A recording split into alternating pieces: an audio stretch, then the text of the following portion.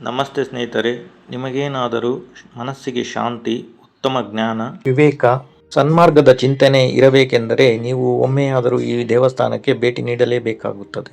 ಅದುವೇ ಯಲಹಂಕ ನ್ಯೂಟೌನ್ನಲ್ಲಿರುವ ಗಾಯತ್ರಿ ದೇವಿ ದೇವಸ್ಥಾನ. ಬನ್ನಿ, ಈ ದೇವಾಲಯದ ವಿಶೇಷತೆ, ಗಾಯತ್ರಿ ದೇವಿಯ ಮಹಿಮೆ ಮತ್ತು ಗಾಯತ್ರಿ ಮಂತ್ರದ ಮಹತ್ವವನ್ನು ತಿಳಿದುಕೊಳ್ಳೋಣ.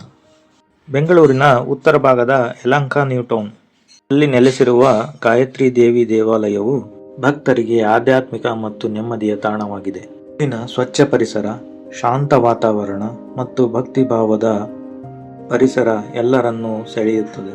ಪ್ರತಿದಿನ ಅನೇಕ ಭಕ್ತರು ಇಲ್ಲಿಗೆ ಬಂದು ಗಾಯತ್ರಿ ದೇವಿ, ಗಣೇಶ ಹೀಗೆ ಹಲವು ದೇವರುಗಳ ದರ್ಶನ ಪಡೆದು ಮನಸ್ಸಿಗೆ ಶಾಂತಿ ಕಂಡುಕೊಂಡಿದ್ದಾರೆ. ಗಾಯತ್ರಿ ದೇವಿಯನ್ನು ವೇದಮಾತೆ ಎಂದು ಕರೆಯಲಾಗುತ್ತದೆ.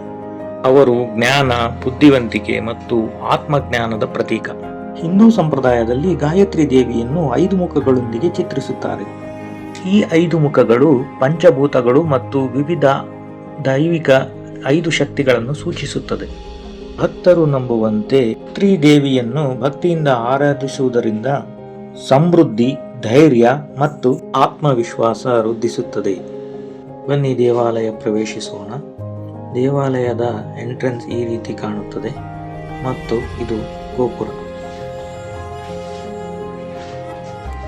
ಮೊದಲು ಗಣೇಶನ ದರ್ಶನ ಪಡೆಯೋಣ. ನಾವು ಹೋದ ಸಮಯದಲ್ಲಿ ಗಣೇಶನಿಗೆ ಮೊಸರಿನ ಅಭಿಷೇಕ ಹಾಗೂ ವಿವಿಧ ಪಂಚಾಮೃತ ಅಭಿಷೇಕ ಕೂಡ ನಡೆಯುತ್ತಿತ್ತು. ಗಣೇಶನ ವಿಗ್ರಹದ ಜೊತೆಗೆ ಪಕ್ಕದಲ್ಲಿ ಶಿವನ ವಿಗ್ರಹವನ್ನು ನಾವು ಕಾಣಬಹುದಾಗಿದೆ.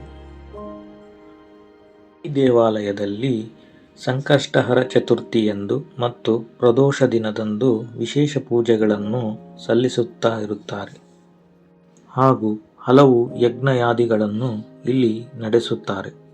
ಹಾಗೂ ಹುಣ್ಣಿಮೆಯ ದಿನದಂದು ಸತ್ಯನಾರಾಯಣ ಪೂಜೆ ಇಲ್ಲಿ ವಿಶೇಷವಾಗಿ ಸಲ್ಲಿಸುತ್ತಾರೆ.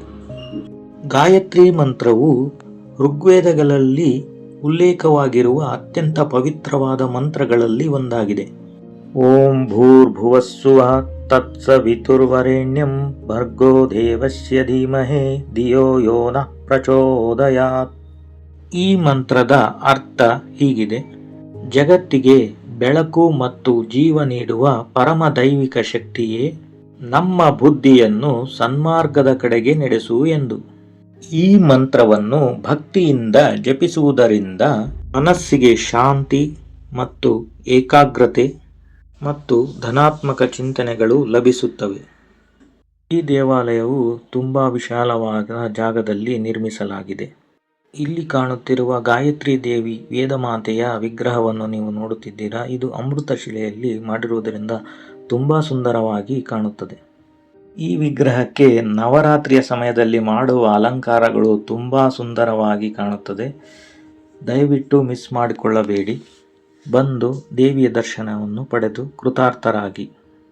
ನಾವಿರುವ ಸ್ಥಳದಿಂದ ಈ ದೇವಾಲಯವು ತುಂಬ ಹತ್ತಿರ ಇರುವುದರಿಂದ ನಾನು ಆಗಾಗ ಈ ದೇವಾಲಯಕ್ಕೆ ಭೇಟಿ ನೀಡಿ ಇಲ್ಲಿ ಧ್ಯಾನಕ್ಕೆ ಕುಳಿತು ಹಲವು ಬಾರಿ ವಿಶೇಷ ಅನುಭವಗಳನ್ನು ಪಡೆದಿರುತ್ತೇನೆ. ನೀವು ಇದೇ ರೀತಿಯ ಅನುಭವಗಳನ್ನು ಪಡೆದುಕೊಳ್ಳಬೇಕೆಂಬುದು ನನ್ನ ಆಶಯವಾಗಿದೆ. ಹೇಗಿತ್ತು ಸ್ನೇಹಿತರೆ? ನಿಮಗೆ ಈ ದೇವಾಲಯದ ಪರಿಚಯ ಇಷ್ಟವಾದಲ್ಲಿ ನನ್ನ ವಿಡಿಯೋವನ್ನು ವೀಕ್ಷಿಸಲು ನನ್ನ ಯೂಟ್ಯೂಬ್ ಚಾನಲನ್ನು ಸಬ್ಸ್ಕ್ರೈಬ್ ಮಾಡಿಕೊಳ್ಳಿ ಮತ್ತು ಲೈಕ್ ಮಾಡಿ ಮತ್ತು ನಿಮ್ಮ ಅಭಿಪ್ರಾಯಗಳನ್ನು ಕಮೆಂಟ್ ಮೂಲಕ ತಿಳಿಸಿರಿ. ನಿಮ್ಮ ಪ್ರೀತಿಯೇ ನನ್ನ ಶಕ್ತಿಯಾಗಿರುತ್ತದೆ. ಧನ್ಯವಾದಗಳು.